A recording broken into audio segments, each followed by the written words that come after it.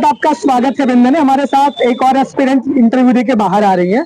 चेहरा बहुत खिला हुआ था क्योंकि इंटरव्यू अच्छा गया होगा और वास्तव में चेहरे से तेज झलक रहा है। क्या कितना देर का इंटरव्यू चला आपका? करीब 20 मिनट का। 20 मिनट तक सारे सवाल टैकल कर लिया? लगभग कुछ तो नहीं आते हैं, सभी को नहीं आते हैं। हाँ, तो बस ऐसा ही मेरा रहा। कौन सा अटेम्प्ट है आपका और आपका नाम क्या है? मेरा फर्स्ट अटेम्प्ट है ये और मेरा नाम आकांक्षा सक्सेना है। कहीं पहले से कार्यरत है आप? हाँ, मैं बेसिक शिक्षा विभाग में सहायक अध्यापक के पद पर कार्यरत हूँ। सहायक अध्यापक में मास्टर है, मास्टर के बाद अब एसडीएम बनने का सपना है। चलिए, तो क्या क्या सवाल पूछेंगे आपसे इंटरव्यू में? मेरे को सबसे पहले उन्होंने यही पूछा था कि आप अनएम्पावरमेंट से क्या समझती है, मतलब रोजगार अगर नहीं है तो क्यों नहीं है, क्या वजह है। दूसरा उन्होंने पूछा कि अगर आपकी टीम एसडीएम है आप और आपके पास पैसा आता है और आपके जो सबऑर्डिनेट्स हैं वो आपसे खुश नहीं है क्योंकि आप उन्हें पैसा बांट नहीं रही है। तीसरा सवाल उन्होंने मेरे से ये पूछा कि आप अगर उद्यमिता को बढ़ावा देने के लिए क्या करना चाहेंगे। चौथा सवाल प्रयागराज में क्या क्या चीजें फेमस है। क्या क्या चीजें फेमस है? देखिए, अमरूद फेमस है इलाहाबाद का, संगम फेमस है इलाहाबाद का, हनुमान जी का मंदिर फेमस है। ये सब चीजें मैंने भी बताई। मेरा प्रयागराज पहली बार आना हुआ था तो उन्होंने मुझसे ऐसा ही लाइट वेटेड पूछा। दूसरा उन्होंने पूछा कि प्रतापगढ़ से ये प्रयागराज से संबंधित कोई 4 लेखक या कवि जिनको भी आप जानती हैं वो बता दीजिए। और तो क्या क्या आपने बताया? मैंने सर एक तो उनको हरिवंश राय बच्चन जी बताए, महादेवी वर्मा बताई, बाकी तो मुझे पता नहीं था तो मैंने मना कर दिया। और क्या सवाल पूछेगा? हॉबी से रिलेटेड? हाँ, हॉबी मुझसे पूछी गई कि आपकी हॉबी क्या है, तो मैंने कुकिंग बताया। और बाकी उन्होंने 1-2 सवाल इसी से रिलेटेड पूछे कि कौन से व्यंजन आपको पसंद है, कौन से व्यंजन आप बनाना जानती हैं। कौन सा व्यंजन पसंद है आपको?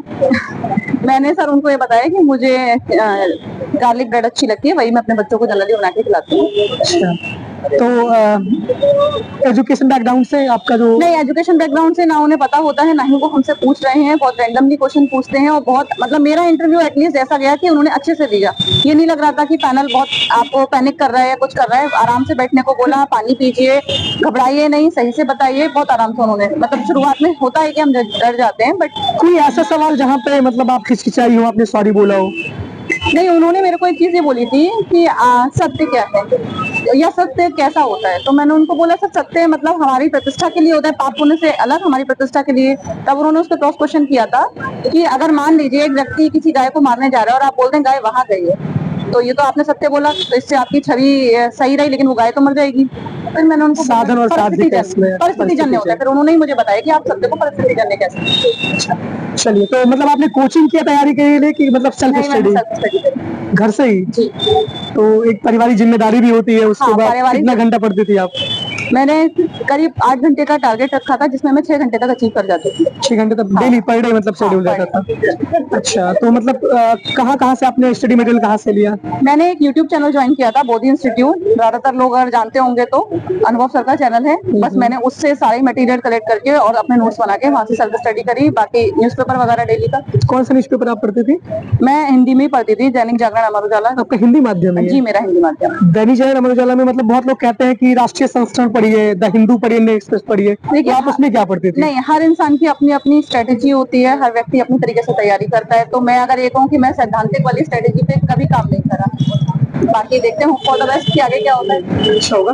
तो एक और सवाल कि प्रीलिम्स 2026 का आने वाला है, दिसंबर में है, तो प्रीलिम्स की तैयारी कैसे करें बच्चे, क्योंकि आपका पहला अटेम्प्ट है, पहला इंटरव्यू है? मेरे ख्याल से पढ़ने से ज्यादा अगर सब प्रैक्टिस पे ध्यान दें, क्योंकि ज्यादातर होता क्या है जब हम प्रश्न पत्र देखते हैं तो हम उन क्वेश्चनों को पढ़ने में ही बहुत समय लगाते हैं। जो मेरी अपनी स्ट्रेटेजी रही, अगर आप प्रैक्टिस करेंगे, अगर आप डेली ही एक टारगेट लेके चले कि मुझे 50 क्वेश्चन मार्क करने ही करने, तो प्रीलिम्स तो आपका एटलीस्ट अच्छे से हो जाएगा। तो आप सहायक अध्यापिका पहले बन गई, पीसीएस बाद में तैयारी, ये कहाँ से मोटिवेशन आया कि अब अधिकारी बनना है?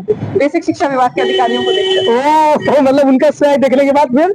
हाँ, नहीं मतलब स्वैग की बात नहीं होती है। एक अधिकारी के पास में बहुत सारे पावर्स होते हैं जिनसे वो काफी सारी चीजें कर सकते हैं। खासतौर से मेरा झुकाव महिलाओं और बच्चों की तरफ रहा क्योंकि मैं बेसिक शिक्षा विभाग से हूँ।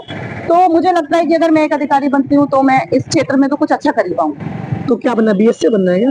नहीं, बीएससी इसमें पोस्ट ही नहीं है, एसडीएम का ही है कि हाँ मैं एसडीएम पे पद पे जाना चाहती हूँ। आपका दूसरा प्रेफरेंस मेरा assistant commissioner in GST department है। डीएसपी नहीं है? नहीं। चलिए, ऑल द बेस्ट आपको, बहुत बहुत धन्यवाद और आपका सिलेक्शन हो जाए, बस यही भगवान से कामना है। और आपके बहुत सारे जो बच्चे आप पढ़ा रहे होंगे वो भी आपको बहुत आशीर्वाद दे रहे होंगे। Thank you.